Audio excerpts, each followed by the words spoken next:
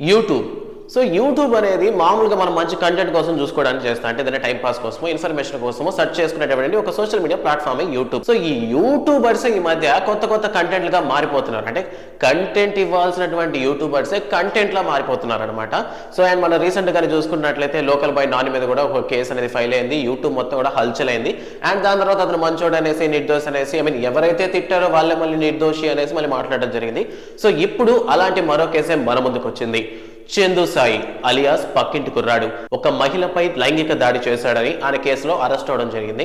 అసలు ఎందుకు ఇలా జరుగుతున్నాయి? యూట్యూబర్స్ మీద ఎందుకంత కాన్సన్ట్రేషన్ చేస్తున్నారు? అంటే వాళ్ళ పర్సనల్ విషయాల మీద, లేదంటే వాళ్ళకి సంబంధించిన విషయాలు ఎందుకంత ట్రెండ్లో ఉంటున్నాయి? అండ్ జనాలు కూడా ఎందుకంత ఫోకస్ చేస్తున్నారు? అసలు చందు సాయి ఆ పని చేశాడా లేదా చేసుంటే వాళ్ళిద్దరి మధ్య ఉన్నటువంటి సంబంధం ఏంటి, అసలు ఏం జరిగింది అనేటటువంటి ఎన్నో క్వశ్చన్స్ కి సమాధానం ఈ రోజు మన వీడియోలో డిస్కస్ చేసుకోబోతున్నాం. నేను మీ Shiva and welcome to Sas TV.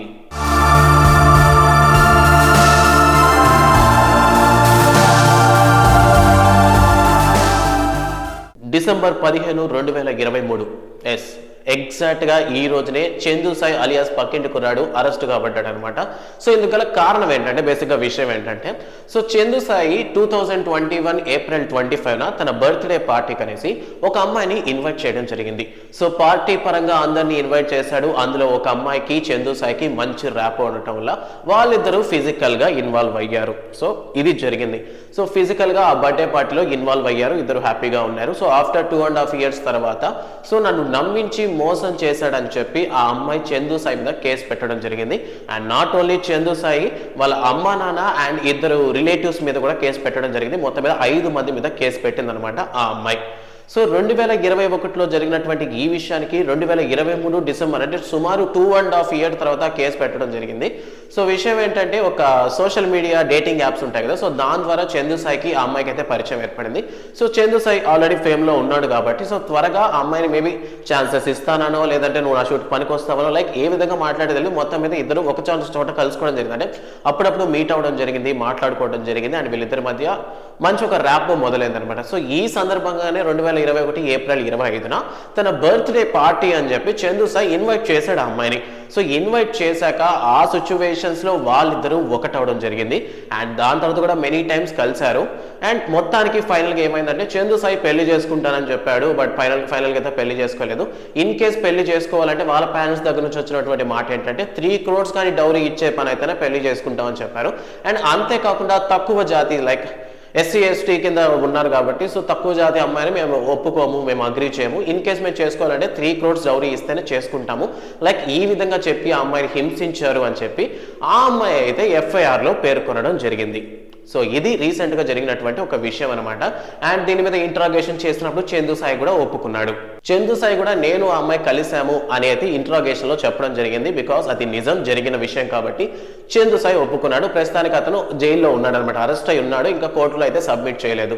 But ఈ లోపల మన యూట్యూబర్స్ ఉన్నారే, యూట్యూబర్సే కాదు కొన్ని న్యూస్ ఛానల్స్ ఏకి పారేస్తున్నాయి అబ్బా. అంటే అది అసలు జరిగిందా లేదా అనేది పక్కన పెడతా, అంటే కోర్టులోంచి జడ్జిమెంట్ వచ్చేదానికంటే ముందరే మన సోషల్ మీడియాలోనే జడ్జిమెంట్ ఇచ్చేసారనమాట. సో చందు సాయి ఒక రేపిస్ట్, ఒక అమ్మాయిని బలవంతంగా దాడి చేశాడు, లైంగిక దాడి జరిగింది, లైక్ ఈ వర్షంలో రాతలు రాయడం మొదలు పెట్టారు. అండ్ ఇది విన్న తర్వాత నాట్ ఓన్లీ ఏమంటారు, ఒక యూట్యూబర్ గా నేను ఇక్కడ మాట్లాడాలనుకోవట్లేదు, కానీ యాజ్ ఏ ఒక మెన్ గా, ఒక మనిషిగా, సొసైటీలో బ్రతుకుతున్నటువంటి ఒక మనిషిగా ఈ రోజు నేను మీతో చాలా విషయాలు డిస్కస్ చేయాలనుకుంటున్నాను. ఈ రోజు వీడియో చేయడానికి కారణం చందు సాయిని కాదు, సొసైటీ ఎలా ఆలోచిస్తుంది, రాను ఎలా మారిపోయింది అనేటటువంటి విషయం గురించి ఈ రోజు నేను మాట్లాడాలనుకుంటున్నాను చాలా క్లియర్గా. విషయం ఏంటంటే, చందు సాయి అండ్ ఆ అమ్మాయి 2021లో కలిశారు. అంటే సుమారు 2.5 years గ్యాప్ ఉంది.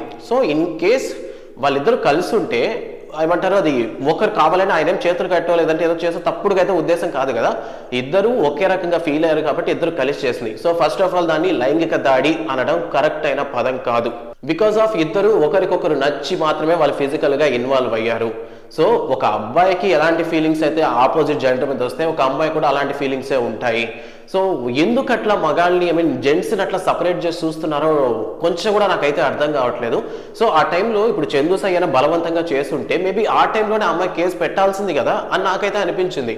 సో ఇన్ కేస్ అంటే ఆ అమ్మాయికి ఆ టైంలో ఇష్టమే, సో ఆ టైంలో ఇష్టం కాబట్టి ఇద్దరు కలిసారు, కానీ దాని తర్వాత ఏం జరగలేదు. సో దాని తర్వాత మధ్యలో వచ్చినటువంటి మిస్అండర్స్టాండింగ్స్ కావచ్చు, వాళ్ళ మధ్య వచ్చినట్టు గొడవ కావచ్చు, సో మధ్యలో ఏదో చిన్న చిన్న విషయాలు కావచ్చు, సో వీటి వల్ల మాత్రమే వాళ్ళ పర్సనల్ లైఫ్లో జరిగింది గొడవ.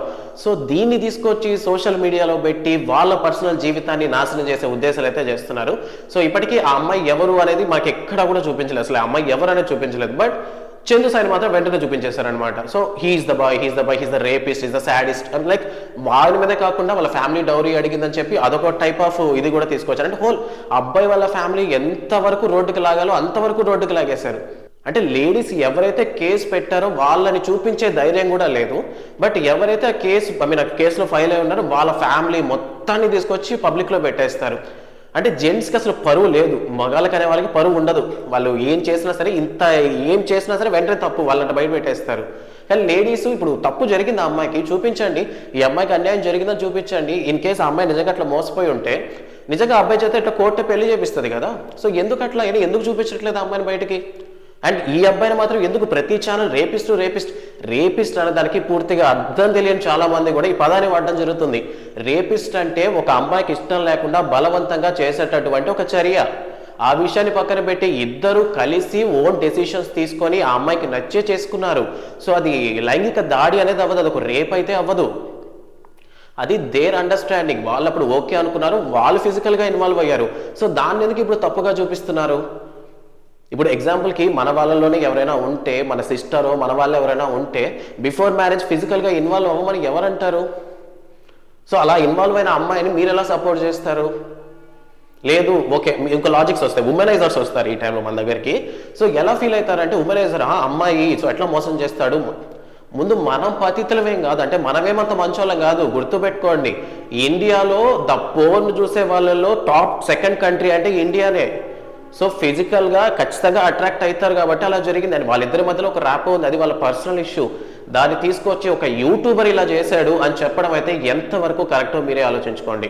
ఇప్పుడు యాక్చువల్లీ అతను ఒక సెలబ్రిటీ కాబట్టి మేబీ బయటకు తీసుకొచ్చారు. అది నార్మల్ మనిషి చేస్తుంటే, ఒక ఎమ్మెల్యే ఒక ఎంపీ కొడుకు చేస్తుంటే, లేదా ఒక ఎవరో పెద్ద అధికారంలో ఉన్నటువంటి ఒక వ్యక్తిగా చేస్తుంటే ఖచ్చితంగా ఇంత ర్యాప్ అయితే జరగదు. యాక్చువల్లీ అప్పుడు ఆ అమ్మాయి తరపున ఎంతో డబ్బులు ఇచ్చేసి అప్పటికప్పుడు సర్దుమణికి ఇచ్చేస్తుంటారు, లేదంటే ఒకవేళ వర్కౌట్ అయితే చేయించుంటారు. బట్ ఒక యూట్యూబరు పెద్ద వర్కౌట్ అవ్వకపోవచ్చు అనేసి ఈజీగా పబ్లిక్లోకి తీసుకొచ్చి అతన్ని డ్యామేజ్ చేసి అతనికి ఉన్నటువంటి ప్రెస్టేజెస్ని పోగొట్టి వాళ్ళ ఫ్యామిలీని రోడ్డుకి ఇచ్చే ప్రయత్నం అయితే చేస్తారు.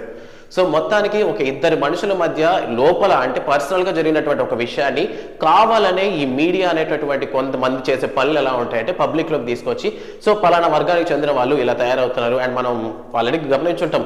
సో ఫన్ బకెట్ భార్గవ్, రీసెంట్గా లోకల్ బాయ్, అండ్ ఇప్పుడు చూస్తే మన చందు సాయి. సో ఎందుకు ఇంత ఇంట్రెస్ట్? సో నాకు తెలిసినంత వరకు ఈ ఇష్యూకి సంబంధించినంత వరకు, ముఖ్యంగా చందు సాయి ఇష్యూకి సంబంధించినంత వరకు కొంతమంది అయితే ఇంకా దారుణంగా రాస్తున్నారు. పవన్ కళ్యాణ్ అభిమానులు అందరూ కూడా ఫీల్ అవుతున్నారంట. ఎవరు చెప్పారండి పవన్ కళ్యాణ్ అభిమానులు అందరూ ఫీల్ అవుతున్నారని? అంటే మీకు ఉంది, చేతిలో పెన్ ఉంది, టైప్ చేయడానికి కీబోర్డ్ ఉంది, ఇష్టం వచ్చింది రాసి పడేయడమే.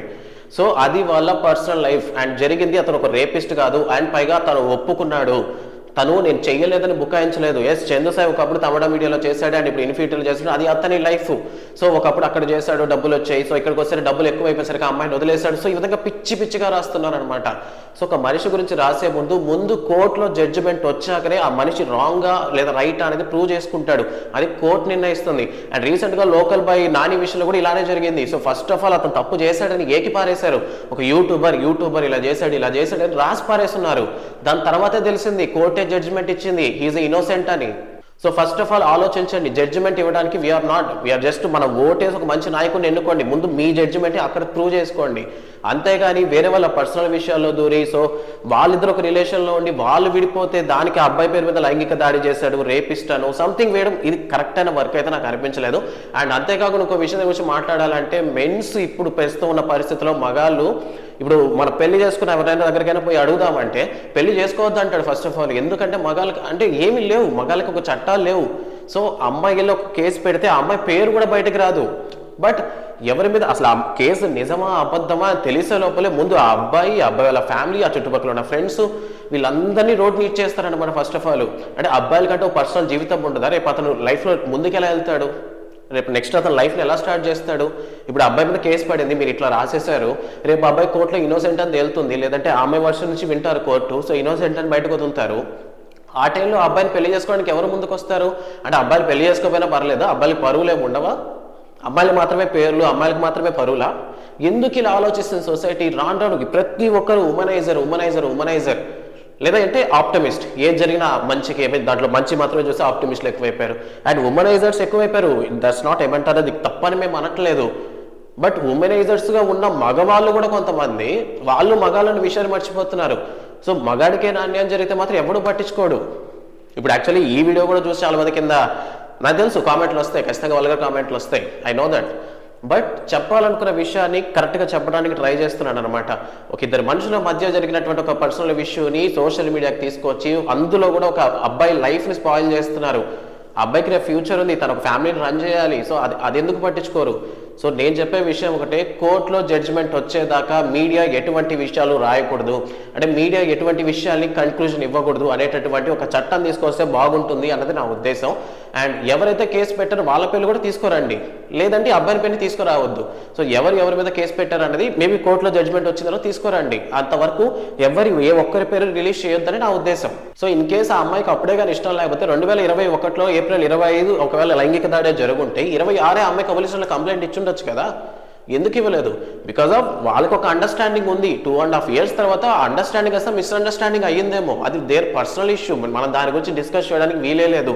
సో పలానా వ్యక్తి అరెస్ట్ అయ్యాడు, కారణం ఇది, ఇంతవరకే మనం మాట్లాడాలే కానీ ఇలా చేసేసాడు, సో అబ్బాయి తప్పు ఇది, సో ఒక మగాడు ఇంతేను, ఒక ఉన్మాది, ఇటువంటి ఒక స్టాంప్స్ వేసి మనుషుల జీవితాలతో అయితే ఆడుకోవద్దండి.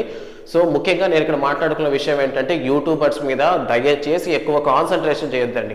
మేము మంచి ఇన్ఫర్మేషన్ ఇవ్వడానికి ట్రై చేస్తున్నాం. అండ్ మీరు కానీ గమనించినట్లయితే చందు సాయి వీడియోస్లో కూడా చాలా వరకు కూడా ఉమెన్కి సపోర్టింగ్గానే ఉంటాయి. అంటే ఒక మనిషి ఓకే పైకి నీతులు చెప్తాడు, బట్ లోపల అతను పాటించాలంటే మీరు మాట్లాడచ్చు. బట్ ఒక మనిషి ఏదో ఒక షార్ట్ ఫిలిం, 2 షార్ట్ ఫిలిం, ఒక సిరీస్ అంటే పర్వాలేదు, అతను తీసిన మీరు కంటెంట్ కానీ గమనించినట్లయితే ప్రతిదీ కూడా లేడీస్కి సపోర్ట్గానే ఉంటుందన్నమాట. అంటే అతనే డైరెక్ట్ చేస్తాడు, అతనే రాస్తాడు. ఒక మనిషి రాతల్లో అలా ఉంది అంటే ఖచ్చితంగా అతని క్యారెక్టర్లో ఎక్కడో లేడీస్ అంటే ఒక రెస్పెక్ట్ ఉంటుంది. మేబీ ఆ టైంలో అతను కనిపించిందేమో, మేబీ ఏమంటారు చేసుకుందామని అనుకున్నారేమో, పర్సనల్స్ ఒప్పుకోలేదో, మేబీ ఏమో అబ్బాయి మైండే మారిందని ఎందుకు అనుకుంటున్నారు? అమ్మాయి మైండ్ మారిందేమో, సడన్గా అమ్మాయి ఏదో చెప్పుకోకపోతే ఒప్పుకోలేదని అమ్మాయి ఇటువంటి కేసు ఒకటి పెట్టిందేమో. వై నాట్ ఇంకో యాంగిల్లోంచి ఆలోచించట్లేదు? ఎప్పుడు ఒక యాంగిల్లోంచి ఎందుకు ఆలోచిస్తున్నారు?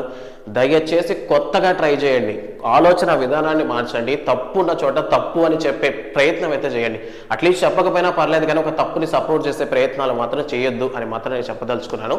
అండ్ ముఖ్యంగా ఈ రోజు విషయానికి వస్తే ఇంకా కోర్టు వరకైతే కేసు వెళ్ళలేదు, ఇంకా పోలీసులు రిమాండ్లో ఉంచారు. చందు సాయి ఒప్పుకోవడం జరిగింది. చందు సాయి నేను రేప్ చేశానని ఒప్పుకోలేదు, వీఆర్ ఇన్వాల్వింగ్ ఫిజికల్లీ అని మాత్రమే ఒప్పుకోవడం జరిగింది. ఈ విషయాన్ని ఖచ్చితంగా నోటీస్ చేయండి. సో 2.5 years తర్వాత అతను ఒప్పుకున్నాడు. అతను ఏమంటారు, ఈ రిలేషన్ నడిచిందేమో, వై నాట్ మనకు తెలియదు, మనకి ఏ విషయం తెలియదు. సో ప్రస్తుతానికైతే నాకు సంబంధించినంత వరకు ఒక యూట్యూబర్ ఇలా చేశాడు అనే విషయాన్ని కొంచెం హైలైట్ చేయడం మానేసి యాజ్ ఏ ఒక పర్సన్స్ మధ్యలో ఇలా గొడవ జరిగింది అన్న విషయాన్ని తీసుకొస్తే బెటర్ అని చెప్పడానికి ఈరోజు ఈ వీడియో చేశాను. సో కామెంట్స్లో మీరు ఏం పెట్టినా సరే నేను పెద్దగా రియాక్ట్ అయ్యేది ఏం ఉండదు. బట్ ఇన్ కేస్ మగాళ్ళకు కూడా సెక్యూరిటీ ఇవ్వాలి అని ఎవరైనా అనుకుంటే దయచేసి వీడియోని అయితే లైక్ చేయండి అండ్ మర్చిపోకుండా సాస్ టీవీని సబ్స్క్రైబ్ చేసుకోండి. సో ఇది ఇవాల్టి అప్డేట్. మరో అప్డేట్తో మీ ముందుకు వస్తాడు శివ. Thanks for watching.